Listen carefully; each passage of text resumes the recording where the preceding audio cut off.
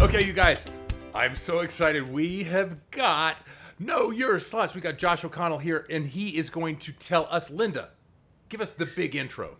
So we are going to do the Super 7 slot myths with Josh from Know Your Slots. And Josh has apparently, you have written hundreds on this topic. You've gotten so many other myths. So I have a feeling this is going to be a one in a number of series that we're going to do. So right now it's 7. Who knows what the next number is going to be? So Josh, tell us where do you get, do you get all of these that come in through your website? Like, what do you do? How do you get all these myths? So I spend a lot of time in slot communities, Facebook groups, websites. I get emails, obviously, from people who read, who tell me I'm wrong about things, and here's why. Let me give you a baby one that won't count towards the top 7, but just one that's very timely. Casinos ratcheted down payouts after the pandemic to make up for lost time is a great one. And I have someone, well, I looked at my win-loss statements and I didn't win as much as last year, but your win-loss statements is a very small subset of the lifetime of a casino and a slot machine. So many people don't understand that it takes millions of spins many times for a slot machine to reach the payback it's designed to, because mathematically, statistics, you have to get enough outcomes to zoom into that one spot. So if you play 400 spins an hour and you're in the casino 100 hours a year, that's 40,000 spins. You're not even close, but it might feel like you're close because you've spent so much time in that casino. So these are some myths come up all the time because people don't always understand the complexity of the math behind it. They look for the boogeyman when they're having a rough run. Right. They want to believe that it's not anything they did wrong, which look, that's understandable. But what we need to remember as players is when you walk into a casino, everything that's in that casino is designed to make money for the casino, right? Yeah. When you play table games, if you play slots, if you go to the restaurant, if you book the hotel room, right? This is not a charity. So, it's a business. Exactly. So a lot of the myths that I come across are people trying to wrap their head around that and coming to different conclusions that's really happening. And so the 7 that I've chosen here are good representations of things that I see, but clearly as I've written over the years a lot about these topics, not by far the only ones that I've seen. Right. So today we'll just hit on the Super 7. The Super 7. And also what people don't realize is that this is so heavily regulated. They're just so, and we'll talk about that as you go through that. There's it's not like people are just sitting there going with their mustache and turning knobs and stuff like that. You can't do that. So no. Let's go because they're really good. The topics are fantastic. So number 7. What's the number 7 one? So let's start with the RNG. Okay. And is it really random if the game is designed to make money for the casino, which is a fair question, right? How could it really be random if over time it's going to guarantee to make money for the casino, assuming it's designed properly, no bugs, that's a whole other can of worms, right? And the answer is it's random within a set of choices, right? So a game is designed with a certain number of outcomes that are possible. You can't, if a game is designed to pay out a top prize of $1,000, it will not pay out $1 million prize, right? It's just simply not designed to do that. And so the randomness is in selecting from that menu of options. And so let's say, just for math simplicity's sake, the example that always I see get used is coin flip, right? So a coin can flip heads or tails. Just because the coin flipped heads 4 times doesn't mean that the next outcome can't be 50-50 between heads or tails. It just means that those last 4. So the reality is that with a random number generator, it's expected that over millions of spins, it will hit each option roughly the same number of times. It won't be perfect, right? Because it is random. So there will be a couple of outcomes that will do much better, a couple of outcomes that will do much worse. But across that array of outcomes, it gets closer and closer to that expectation as you do more outcomes. And so that's how the casino does it. So the RNG is not a totally it's not like it can do whatever it wants. It still has to work within the sandbox that it plays. And so if a casino chooses let's say a 90% payback, all of the outcomes when added up will equal 90% of what the wagers would have been for all of those outcomes. And that's how you get that over time. So you might have some jackpots in there, dead spins, etc. And that's how it works. And so that's how the RNG can be random while at the same time make money for the casino. So the chances of winning a jackpot are no different on spin 1 versus spin 100. But, as a percentage of the payback, it's all mathematically calculated under the hood. There's some very, very smart people with Excel spreadsheets and other tools to figure all this out. I am not one of them. Lots of mathematicians that have sat around. Neither am I. Yeah. But that's the high level. You don't need to know Excel answer to understand that. Right. But I always feel, because I feel this too, because I know that it's RNG, because I'm in the business. I understand this. I know the concept, but sometimes I'm sitting in front of it and I'm thinking, it doesn't feel that way. I have very bad RNG right now. And for some reason, RNG is not on my side and I don't know what to do. RNG, oh my goodness, that's great. You just coined a new term. Gonna pray to my RNGesus. Right. Then I just start doing whatever I can to change RNG to my side. And whether that's like doing some spinning, maybe standing up. I know it doesn't make any sense, but as a player, sometimes I feel like maybe that changes. And then what I'll say is, like, you do have some control over what you're getting, because games are designed differently. There are games that are, there's a term in the industry called volatility. You can have a lower volatility game, which pays you, general definitions, it'll pay you smaller amounts more often. So you'll have more winning spins. You won't have a lot of like gigantic spins, but you'll keep getting fed a little bit, and it keeps it engaging. Or you might have more frequent bonuses and play games. So an industry example that I love to cite, that's a personal favorite of mine, is Quick Spin, which is an Ainsworth game. And so they talk about how you can get the wheel on average about every 55 to 60 spins. Well, that's exciting if you're a player and want frequent wheel action. So you might favor that kind of a game versus one that the wheel only comes out once in every 1,000 spins, right? So like, you do have some control over what you play if you want a different type of experience. But if you want to play a really hard game because you're chasing that $10,000 grand, you got to understand that that's also a choice that you're making, and that you might have a lot more hard spins because they have to pay for that grand somehow. And so the money is going to be put there, for instance. Yeah, and the prize, if you're getting a frequent wheel, the anticipated return on that wheel is going to be much lower if you're getting it that frequently. It just has to be. That's correct. Exactly. That wheel definitely looks a little bit different than like a game where it happens very, very rarely. Yeah. Right. Okay. So number 7 was RNGesus. What is number 6? So this one's one that comes up a lot, and frankly, there's an Everi game that comes up a lot in this topic. So I'll touch on that as part of it. But does it really matter if a bonus is predetermined? So there's 2 types of bonus styles, I guess we could say. There's the predetermined bonus, or I've heard the term scripted bonus more recently, so I like to mention that as well. And you can understand what that means. So that means that the outcome is already preordained at the beginning of the bonus. So you're working towards an end zone that the game already knows you're going towards. Whereas there's also what they call like a true pick or free pick, or it might be an RNG based free spins when you're talking about free spins, where the outcome is not predetermined when the bonus starts. And so, it could hit the RNG for each spin, or if you're doing a pick, what you're picking actually has a relevance to the outcome. The reality is that both of these games are still mathematically designed to make money for the casino. So regardless of which bonus is implemented, over time, that the expected outcomes will basically align, right? The free pick, true pick, RNG one is going to be a little bit more diverse because it's not as controlled, but ultimately it's designed to hit a mathematical average. And so, why do predetermined bonuses, for instance, matter? Some players really, they have the good juju kind of thing, like my picking is strong, or they feel like they're in control. And so that's understandable, and so you should seek out those games if you feel that's important to you. But like from a payback perspective, it's really not going to make much of a difference. What predetermined bonuses many times allow is a more complicated bonus, or it can speed up what could be a very long bonus. If, like, let's say you had a picking, so the game we'll talk about Smoking Hot Stuff Wicked Wheel as a predetermined bonus. There are 6 progressives, so you have 21 choices even without a true pick bonus, right? The predetermined bonus has up to 21 options. Now there will be no way you can pick 21 because eventually you have to match 3, right?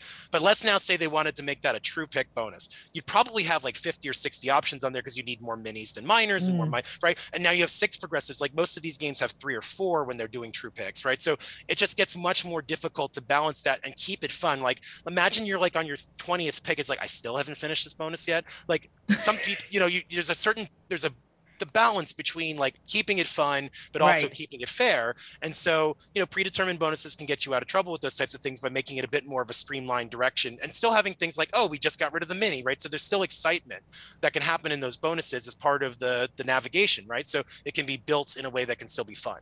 But like I mentioned this as a myth, because I think players sometimes get a lot more wrapped up in these things than really ultimately matter. It's certainly helpful if you want to know, because you want to know. Like I have a friend who like keeps telling a friend, hey, you cost me my ultra because you picked the left one instead of the right one. We know for a fact he didn't cost him anything, but like, you know, like they didn't know that at first. And so like, actually that was kind of a relief for the guy who made the wrong pick, because he doesn't feel as bad anymore. So, you know, sometimes there's emotions in gambling, and we want to, this is my way of encouraging people to try to take the emotion out a little bit and just understand what's happening. Right. Yeah. Okay. So we got 7, we got 6 with predetermined bonuses. What's number 5? Does it matter what time of day or what day of the week that you go to a casino? I have gotten this too. I have heard this too. I've heard some crazy stuff. Right. So a lot of this comes out of the fact that there was some talk 10 or 15 years ago about the idea of server-based gaming, where through a centralized computer system, controls could be made. Now, there is a slot executive from Las Vegas who has written about an example of a system that they had installed and said it never really worked the way they hoped. It was too slow and buggy, and the most common use was to take a denomination and pull it off. So like maybe on the weekends you don't offer the penny denom, you only offer the 2-cent denom. But they said that their floor was never busy enough to warrant tightening, you know, tightening up the options to try to make more money. So they just never really used it. So like people think that as a result of these things theoretically being in existence, oh, so they must be going in and tinkering with the payouts 2 or 3 times a day or on weekends versus weekdays. If you think about how much gets wagered on a slot machine on a daily basis and what these little small changes would do, that would be more work for the casino than it actually would make them in the long run. And the fact is, a short run, someone could hit a jackpot on 85%, and then when it's set to 95%, they could get killed because slots still have a randomness. We just talked about that, right? Yep. So the reality is that when do these paybacks get updated? If the casino has a change of ownership and maybe they want to set a new standard for their floor, if they're moving machines around and they just want to make some updates, if they're swapping out the game.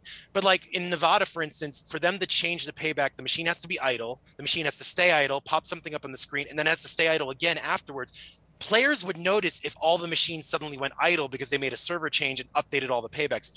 People would be too observant to not realize this was going on. And so if you don't see hundreds of machines getting updated all around you at the same time, probably not happening. You know, and so this is one of those myths that I think just people expect to happen. It's not. I would love to get one of our techs and everything and really show the process of what they would have to do to go in there. Yeah, to even make that happen. To open it up. They have to open up the machine. Yeah, physically open it. There has to be somebody there to document that you're not doing anything stupid or that you're not doing anything crooked. There's a procedure. You guys, this is so heavily regulated, and it's not. There isn't some little man in a corner turning knobs and things like that. Or they go. Oh, here comes Helen. She got a jackpot last week. We're gonna tighten this up. Yeah. You can't do it. It's just completely impossible. It's impossible. Yeah. And then like when you look at things like, you know, I think we mentioned up top the example of the casinos and whether they changed the paybacks after COVID. All of the slot techs were laid off during COVID, just like everybody else in the casino. Yeah. So it's not like they were able to race through 3,000 machines in a casino, which, by the way, this is not a 2-minute process either. No. Rebooting a slot and all of that. I don't know if you've ever seen a slot crash. I've witnessed like a slot crash. And I said to the woman who was all nervous, it'll be back where it was in 15 minutes. And it literally, she timed it out and it was exactly 15 minutes. But like, it's not something that happens quickly, and you got to go through them, as you said. So, you know, these things aren't something that happen overnight. And the other thing is, if you're a savvy enough player in commercial markets, you can usually go and look up the payback reporting. And so one of the things I write about a lot is, what has the payback reporting been before and after? And lo and behold, basically the same before and after. Yeah. So, you know, there's a lot of things you can do to verify. You know, you can trust but verify, and there's a lot of information out there that would indicate otherwise. Yeah. And some casinos are looser than others. Some of them do set their paybacks higher, you know, than some other casinos. That is not in dispute. And I've known that some, and I will tell you this, I've known some slot directors who are very crafty, and they'll have the same game and they'll have them at different payout percentages, but they just set it. They don't adjust it and dial the knobs. They're just doing things like maybe it's in a path that they think it's going to do something. I don't know. I mean, you know, there's a lot of different people, and there's a lot of different styles of how they're going to run their floors. And, you know, we make a variety from 85% to maybe 94, you know, something like that, depending on the game. But basically, you know, those are the odds that we go within. And our games are go through GLI, or they go through the testing services, and they're heavily tested. And so, you know, and I think a lot of people don't even realize that, the testing piece of it, and how extensive that testing is. And it, I mean, and it's, I mean, it could hold up games for a long time sometimes, just going through that. And the other thing too, is like, if you ever go and look at the state websites, they many times will tell you what the regulations are. And what's interesting is that, you know, there's, each state has their own variations. So like, I went to go look at Massachusetts, like we follow the Nevada GLI book, so Nevada's rules, but we have changed the following, and it's like 3 pages of changes. Like the minimum payback's different, certain rules are different about how certain things are handled. So every state does have their own variation, and like game that wants to appear in Nevada and Massachusetts has to pass both, right? So you know, that or have variations, I guess, is always a possibility that work for each. So, you know, there's a lot that goes into this stuff, and so, you know, I think that's something that players don't always necessarily understand, or again, you know, they're letting their superstitions get the best of them. But you know, that's part of the reason why I write about this stuff. It sure does feel like somebody's after me when I'm gaming. It does. Like I'm not gonna lie. Like somebody's on the other side going, right. I do feel today. more lucky at 7 p.m. I mean, I sometimes, you know, because I have a drink in hand, so I feel like it's better. So maybe that's it. I don't know. But okay. So number 5 was time of day or time of week. Yep. No, there is no. Correct. No.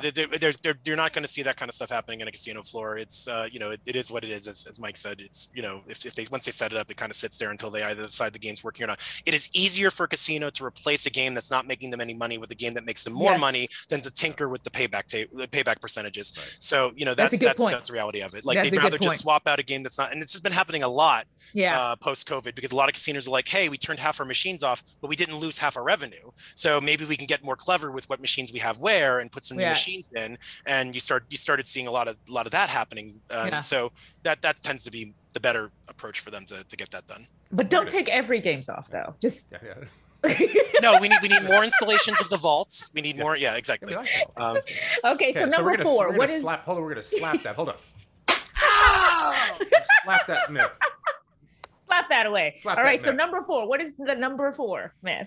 Number 4 is sort of a two-parter. Do games pay back on a cycle, or do they slow down paybacks after a jackpot or pick them up if they haven't been paying out lately? So this kind of ties back to 7, which is the RNG, right? So we talked about the RNG earlier. And so because the RNG is in existence, whenever someone hits that spin button, any outcome has to be possible when the spin button. So that's a Nevada regulation that everybody's basically picked up, right? So that means that you can't favor certain outcomes over others when a jackpot's been hit to make back the money, or pay a jackpot out because it's held too much money, right? That just can't be done.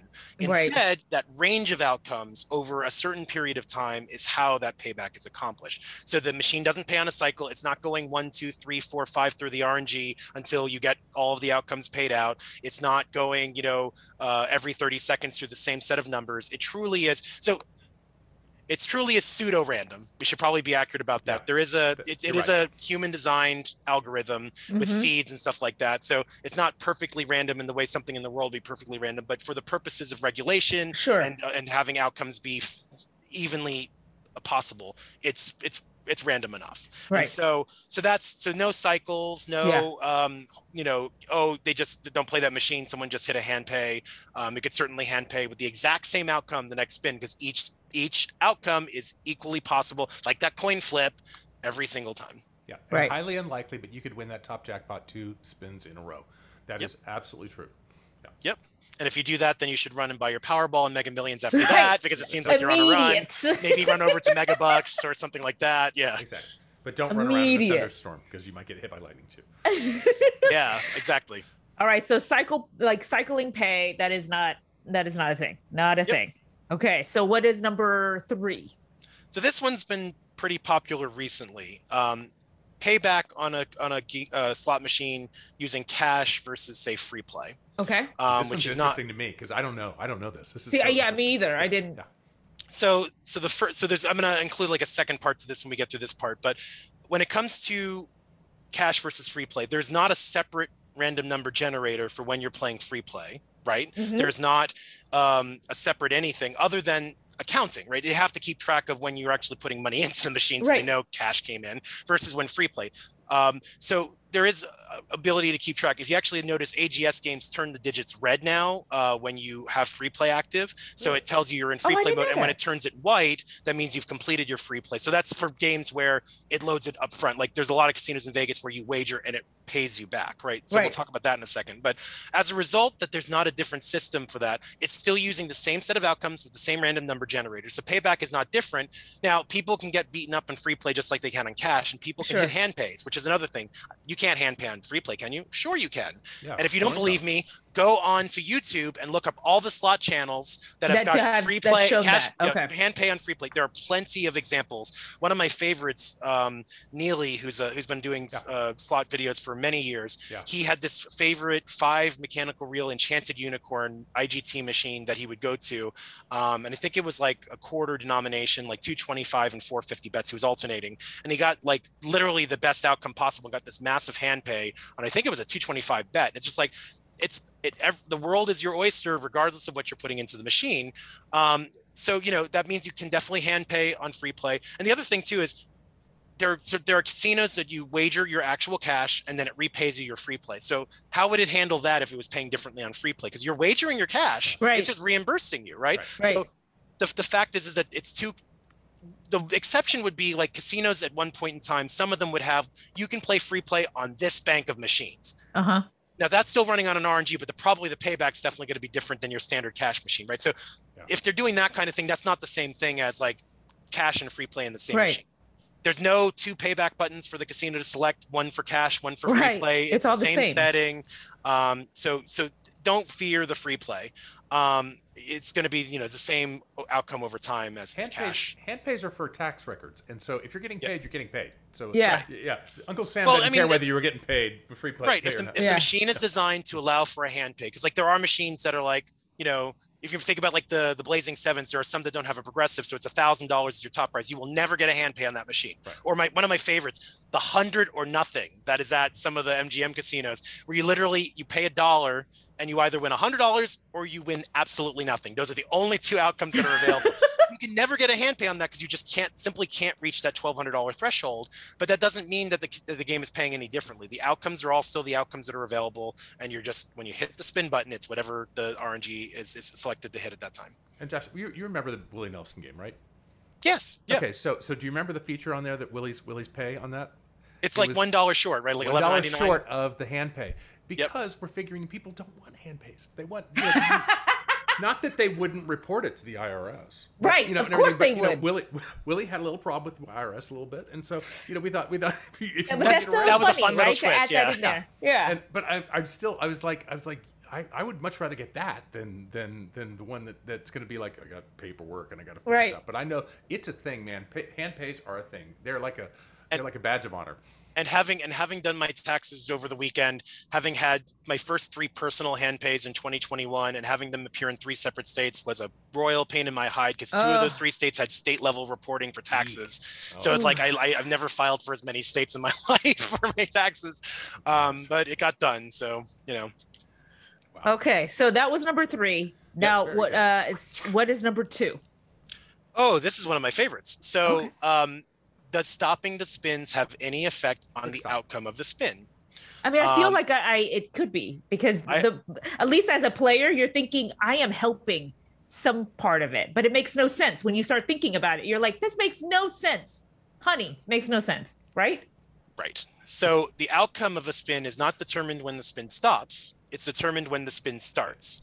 So the call is made, give me the outcome. I still feel like I have power. You have the power to end the spin faster than you would, so you can hit the next spin and spend some more money, or maybe hit a bonus and get into the bonus. But players think, I got that bonus because I stopped it. It would have hit that bonus whether you stopped it or not. I tapped that 4th reel and I got a bonus symbol. I made that happen. It would have appeared there if you hadn't done it. So, it's actually to the point where I am now seeing written in lots and lots of pay tables that, stopping the reels has no influence over the outcome of that spin. There's other things in the pay table. The cauldron or the pot being filled does not indicate that a bonus is about to hit. So they are even going to the point, if you take 5 minutes to read the pay table, you can disabuse yourselves of a lot of myths in that one shot. And we didn't even put that one in the top 7, but that would be like 7A if we had an 8. It's like the cauldron or the pot. We got next that episode for sure, because there's so many. Like, I'm pretty sure we're gonna like that. There are so many, but these are the top ones of mine right now. But yeah.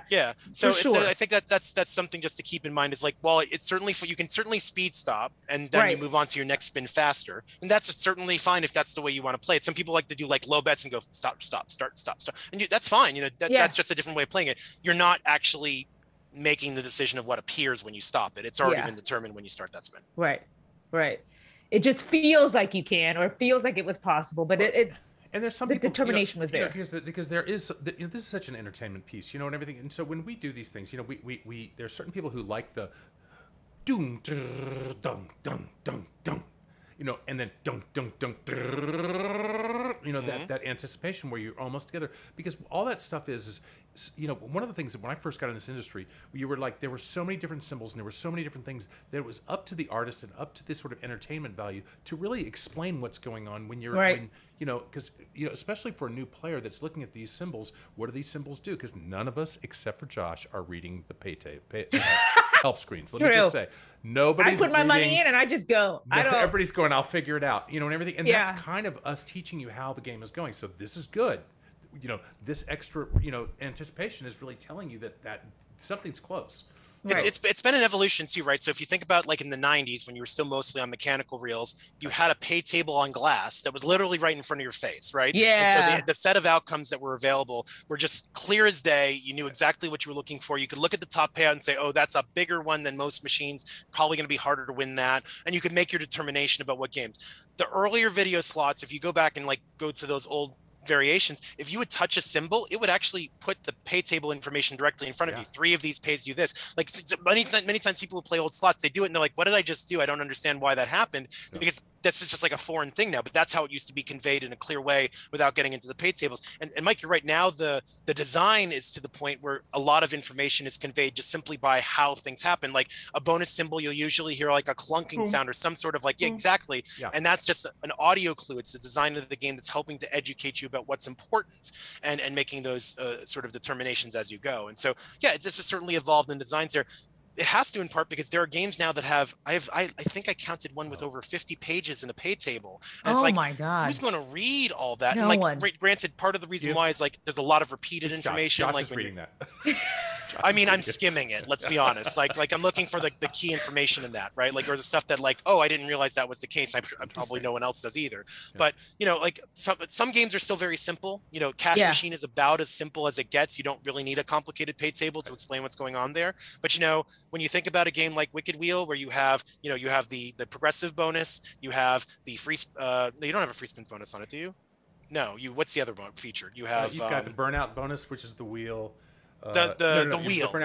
The wheel and the burnout bonus and everything. And I'm thinking the new one's got some new features in it. The new one's got some so that takes it a little bit further, right? So but like the idea is now, like, if you don't understand how the wheel works, you don't understand that there's an upgrade, the multiplier, like there's a little bit more going on. And so and then there's certainly like if you think about the Link games and like what those sort of bring into it, like even if you think about the vault's got 3, right? Because it's got the free spins or the picking depending on which version you're playing, so you also need to know that. Then you have the hold and spin, because you have the numbers, and then you have the vault itself when the diamonds activate, and you can like there's 3 different bonuses there. So if you're new to that game, it takes a little time to get acclimated to it, right? But once you get to know the game, there's a lot to take advantage of. There's a lot of different things going on that you can enjoy. So some people like those complex games and like to really get into those and sort of immerse themselves, and it makes it a longer play, frankly. Right. And some people really want double diamond with no bonuses, nothing, just give me the double, pay me the 800 credits per bet, and let's move on. Yeah. And I'm the one that's like stopping the spin. I'm praying for RNGesus to be on my side. There you go. I'm that player. All right. So stopping the spin, it's not a thing. Doesn't do anything. So slots, the thing is, slots aren't skill-based games. If you ever look at skill-based games, they're not slots. They're usually something else with a slot attached, usually. And skill-based games it's tricky, man. Because it's got to work in the favor of the house. So how do you do that? How do you do that with skill-based games? And everything. I was playing from another manufacturer that I think that was braving some of this new territory, but we were all dealing with it. We were all trying to figure out how to bring skill into the games. And he is Roger Sharp. If you guys have ever worked he's on the drunk history of he's one of the top pinball he players. Is the godfather of pinball machines. Pinball players. And I saw him playing a pinball machine, slot machine. I'm like going, oh, this is going to be good and everything. And he could tell everything. He was like, yeah, I know what's going on. They're changing it. So, skilled games are tricky. I'm not saying they're not good. I'm just saying that it's tricky. But they're normally not set up like a slot, right? So usually when you see skill-based gaming, they're either like a property that's like based off of a video game, or like, one of my favorites was one that's not in the casino floor anymore, was called Lucky Words, which looked like Boggle. And so the prize payouts is how they sort of randomized it enough to make it, in favor of the house over time. So like there are different ways that they were approaching these things, but it wasn't a slot. You're not playing slots as a skill-based game. And so that's sort of the thing I emphasize. Stopping the reels, it's not a skill-based game. You're not stopping at just the right time. If you notice, a few symbols always go by before it comes to a stop, and that's the few symbols it needs to put the right outcome in place. Right, exactly. So keep that in mind. Yeah. Okay. So what is the very number the very top one? Hold, let's do the top one. Very top one. Using your player's card has an impact on your casino play in terms of payout or how a machine works. And it doesn't? Oh, no. Man. You can't. So what I always encourage people to do is to start by thinking about Harry Reid International Airport, former McCarran. Yeah. There's no player's card system on those machines. There's a slot for a card, but no one has a card for those, right? But those machines are still perfectly functional slots. And so the thing that's important to keep in mind is a player's card system is actually a separate system from the slot design itself. And there are hundreds of these systems that casinos choose to put on there, whatever their system of preference is.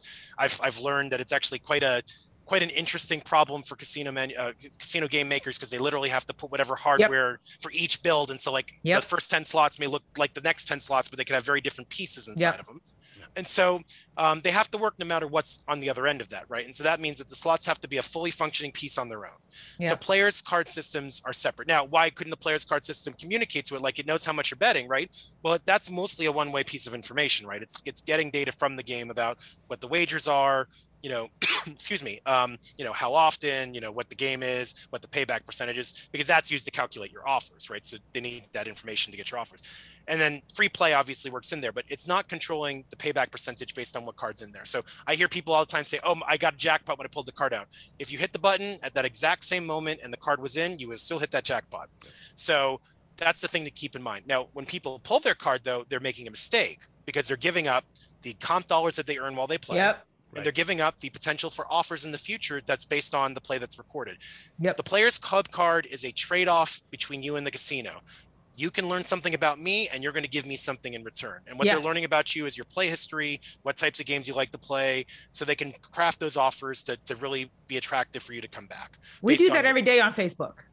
Every day. For every click you do, for every video you watch, that is the trade-off you make. Every time you click accept all cookies or allowed to track on your iPhone or anything like that, you're giving up a little piece of that information so you can get something more personalized. Right. At least with the player's card, I can get a free room. And yeah, exactly. And with a player's card, it's more honest, because they are actually going to give you something in return for this information. Whereas on Facebook or on the internet, not so much.